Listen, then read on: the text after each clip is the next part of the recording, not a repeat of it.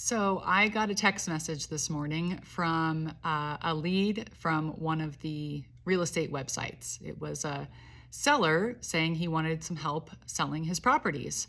So we arranged a time to talk on the phone. And when we got on the phone together, we had a terrible connection. The guy almost sounded like a robot. And I just got a real funny feeling that something wasn't quite right. So I asked him, tell me a little bit about your property. Give me some history. And all he could tell me was the size of these two vacant lots. So after we hung up, I told him I would do some research and get back to him. After we hung up, I reached out to the HOA where this property is located and to see if maybe they had a good phone number for this owner, because I wanted to compare phone numbers and see if the person I talked to was truly the owner of the property. Well, after speaking to the HOA, come to find out this guy doesn't even live in the country. And as far as she knows, he's not really interested in selling.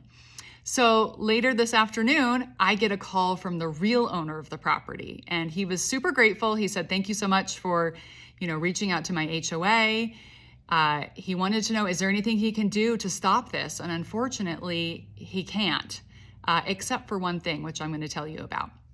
So the way this works is people impersonate owners of vacant land because the name of the owner is public record. So all you have to do is hop on the website and find out, okay, Joe Smith owns this lot in this subdivision. You call up a listing agent and you say, hey, I want to sell my property. I live out of state. I've owned it for years and years. I haven't been there in a really long time. I want to just sell it. Listing agent lists the property in the MLS.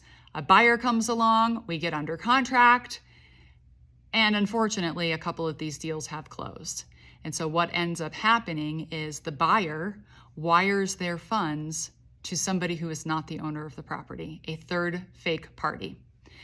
So this is super unfortunate. And, scammers, if they would dedicate as much energy and creativity to actual real jobs, they would probably be very successful.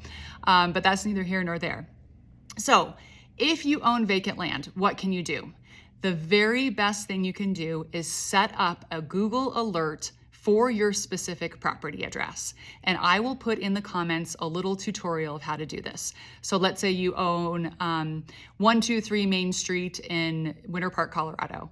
You would set up a Google alert for that so that when that property shows up on one of the real estate syndication sites, you get an alert. And oh, guess what? Your property is for sale. Oh, wait a minute. I didn't put my property on the market. And then you'll know right away that somebody has impersonated you and is trying to sell your property. And the property doesn't even really transfer because the warranty deed is fraudulent. So the person who really ends up losing is the buyer.